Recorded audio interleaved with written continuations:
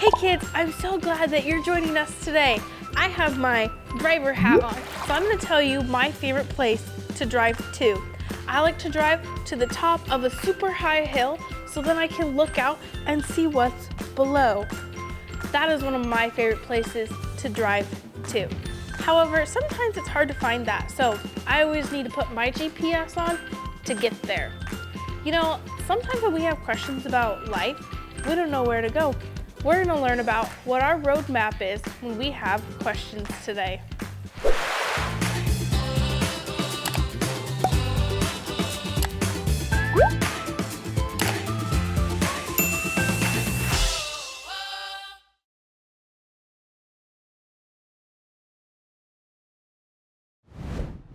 Hey kids, it's time for my favorite part of the day, worship.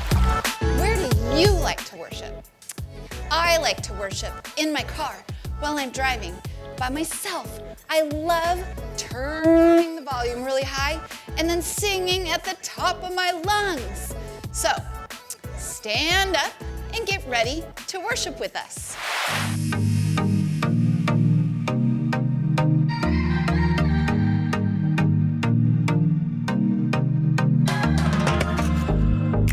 Plans for me are good. You hold my future. You're working all the time. You're the mountain mover. From sunrise to sunset till the sun comes back up again. You're by my side. You started a good work in me. I know that you will complete it. You will see it through. Yeah, I know that you're still working on me. And everything that you say you'll do, 'cause I believe that you are faithful, oh, you are faithful, oh, you are faithful. I'll trust your every word, 'cause I believe that you're working for my good. Yes, you're committed. From sunrise to sunset till the sun comes back up again, you're by my side. You started a good work in me. I know that you will complete it. You will see it through, yeah. I know that you're still working on me. And everything that you say you'll do, 'cause I believe that you are faithful, oh, you are faithful, oh, you are faithful. You are my hope, you are my future. You are the mountain mover. You are faithful. You are my hope, you are my future. You are the mountain mover. You are faithful. You started a good work in me. I know that you will complete it. You will see it through, yeah. I know that you're still working on me. And everything that you say you'll do, 'cause I believe that you are faithful, oh, you are faithful, you are faithful, oh, you are faithful, oh, you are faithful, oh, you are faithful.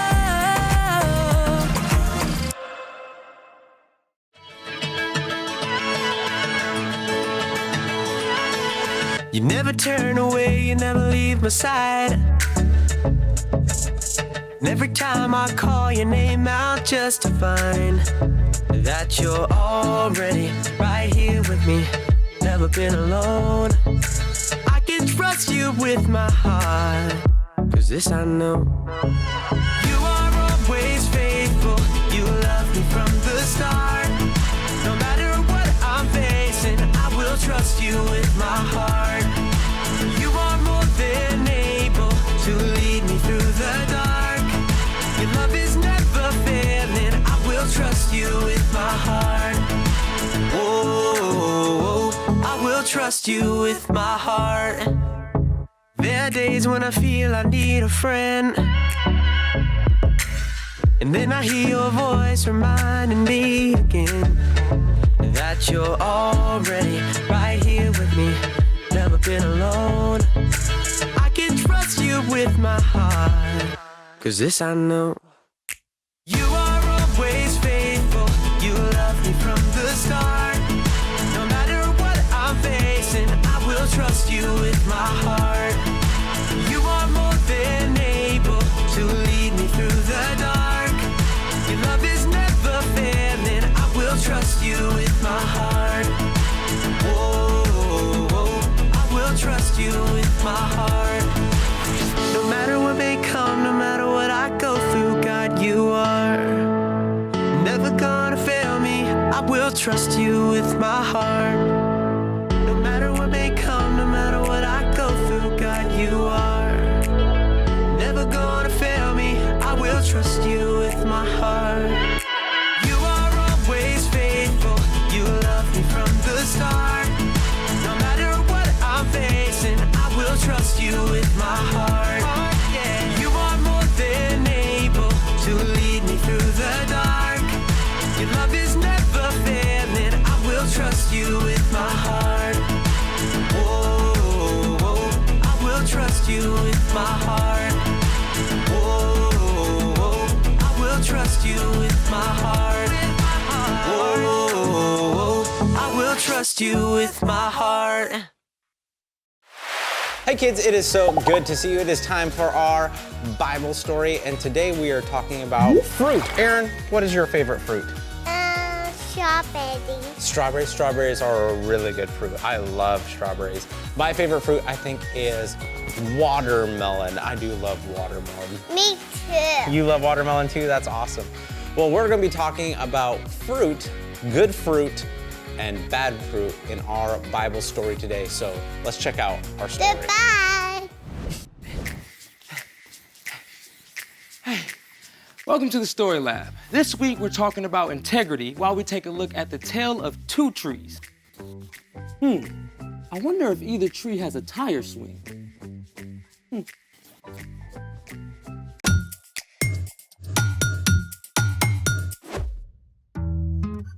Hey, I'm Carter. And I'm Zeke. We're talking about integrity, which is choosing to be truthful in whatever you say and do.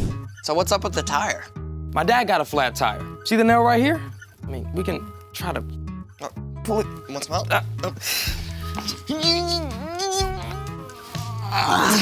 It's like Excalibur. That's not coming out. What's it doing in here? I figured we can use it for something. Tire swing. Dog bed. Workout equipment. Come on, you can do it. I don't think I can do it. You got it.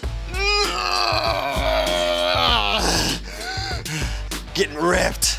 Our guest today knows his way around a tire. In fact, he's an expert on cars. Seriously?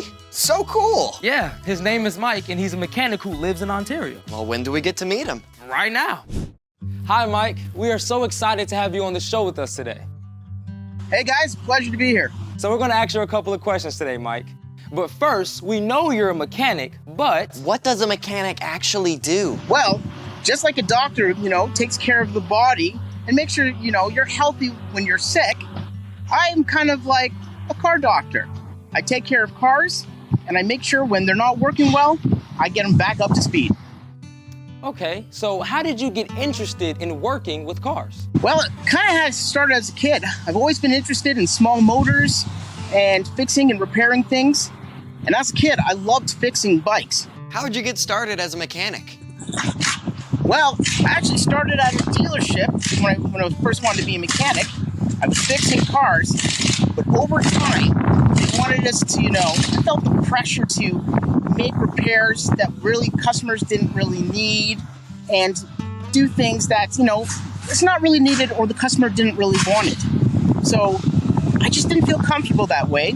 And I actually had somebody tell me that I had to be one person at the dealership and one person at home. And that wasn't okay with me. So I left and I went to a smaller shop. Here, I get to take care of the customers. I do exactly what they want and exactly what we say we're going to do. I do quality work, and they're satisfied. So, Mike, we can see that you're kind of at a shop right now. So tell me about some of the things that you guys are working on right now. What type of cars? What are you doing to the inside? Just give me those details. We get to work on everything here at our shop, from small cars to trucks to lawnmowers. Right now, I'm working on this car sitting right here. The customer wants me to make sure that their car is working exactly as it should. So I will check things like here, this is the air filter, where I would make sure that the car's air filter is clean and the engine can breathe. And here, this is the dipstick where the engine oil goes in. It's like the lifeblood of the engine. If it's not good, the engine will not work well. And also, the battery. This is a very essential part of the car. You have to make sure that the battery's in good working order and these connections are nice and tight. Because if they're not, the car may not even start at all. Can you talk more about what it takes to get a car to run really, really well? The best part of it all is you have to take care of what's on the inside. If you don't, eventually the car will break down and maybe not even work at all. So, Mike, we know you love working on cars, but we gotta ask, what is your favorite kind of car? Classic cars and hot rods. I absolutely love them. When I'm driving down the road with my kids, we make it a game to pick them out, point them out, check the colors, and really just love the sound of the old hot rods. These cars are awesome. Well, thank you so much, Mike. Your job is so awesome, and it was a pleasure talking to you today. Thanks, guys. Wow, it's like I've got a whole new perspective on what's inside.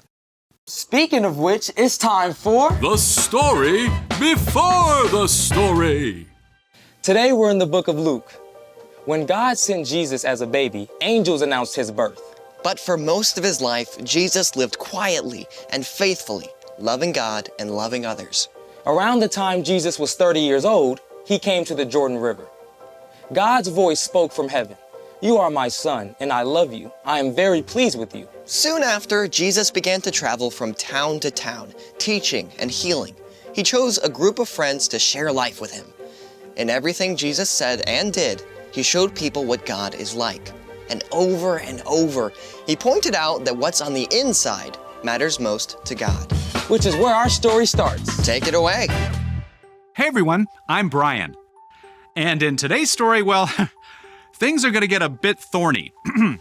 Jesus had just chosen his 12 closest friends to help in his work. And when he came down from the mountain with them, a big crowd gathered. People had come from all over to hear him and be healed. Jesus did make many people well, but he knew that even more than their bodies, it was the people's hearts that needed help. So Jesus began to teach them many things. A good tree doesn't bear bad fruit, and a bad tree doesn't bear good fruit. Well, that makes sense, right? I mean, if you go up to a nice, healthy apple tree and pick one.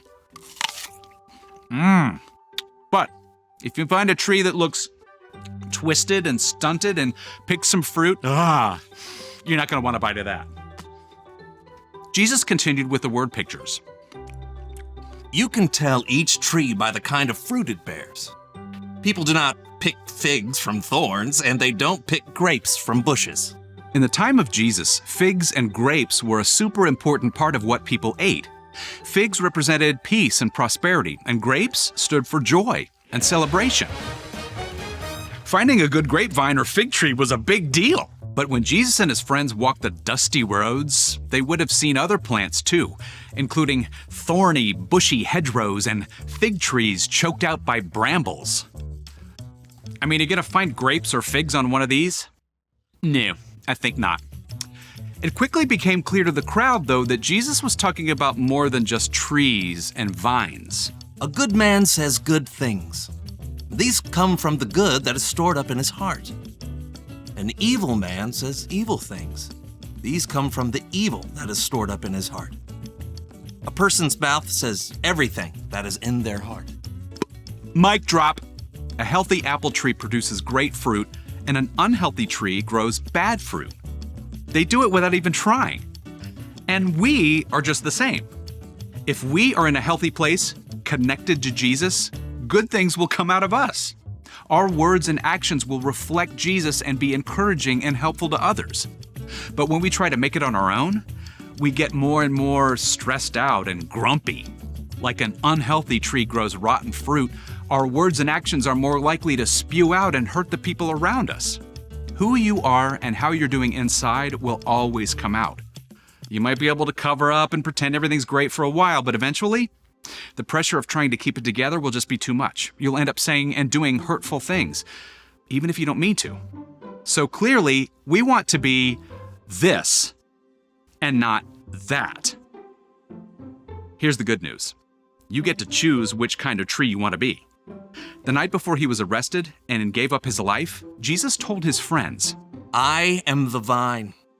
You are the branches. If you remain joined to me and I to you, you will bear a lot of fruit.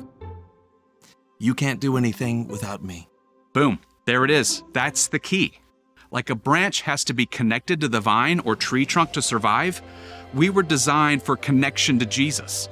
And when we're regularly learning more about Jesus and talking with him, things start to change inside. Over time, we become like good branches growing trees, growing good fruit. Now, being a good tree does not mean that you'll never say or do something hurtful, but it does mean that most of the time, your words and actions will be loving. And when you mess up, you can take it right to Jesus and ask for help. After all, you and every single person you meet are made in God's image. And when you follow Jesus, you can be confident that you will become a good tree, growing good fruit. The end.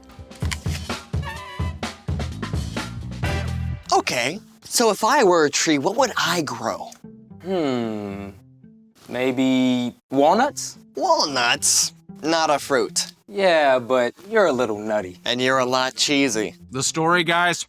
Right. Well, whatever kind, I want to be a good tree.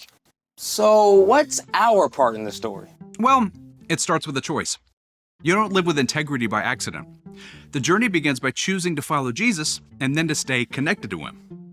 And there are lots of ways to do that. Oh, for sure. For one of the best ways is to read or listen to scripture about the things Jesus did and said. Love your enemies. Don't worry about tomorrow. Let your light shine before others. My grace is all you need. My power is strongest when you are weak.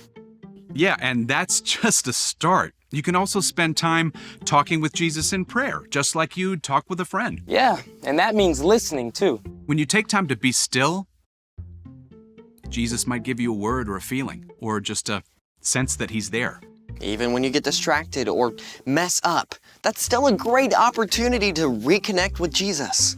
There is nothing you can do that will ever make him love you less. And when you stay connected to Jesus, you can be truthful with your whole life. Yep, you got it. See you next time. So, here's the thing. Be truthful with your whole life. And stay connected to Jesus. Kind of like how Mike showed us with making sure your car battery is properly connected. So, have you decided what to do with this tire? I'm going to use it as a planter. And grow some good fruit. Or veggies. Thanks for joining us in the Story Lab. See you next time. Wow, what an amazing Bible story. When we're talking about good fruit and bad fruit. So if you have good in your heart, then you, like a good tree produces good fruit, you do good things because the good is inside your heart. But if you have evil inside of your heart, you do bad things. Just like a bad tree produces yucky, rotten fruit. Yeah. That's gross. We don't want that. But it doesn't matter how hard you try or how your actions are. It matters what your heart is like. So let's read that verse from the story once again. It's Luke chapter 6, verse 45. A good man brings good things out of the good stored up in his heart, and an evil man brings evil things out of the evil stored up in his heart. For the mouth speaks what the heart is full of. So if we want to follow Jesus and we want to do good things, we need to ask Jesus to change our hearts. Not just the things that we do, but it's who we are on the inside that really matters. Isn't that right, Aaron? All right. Well, thank you guys for sticking around for Bible Story, and we will see you guys next time. Bye.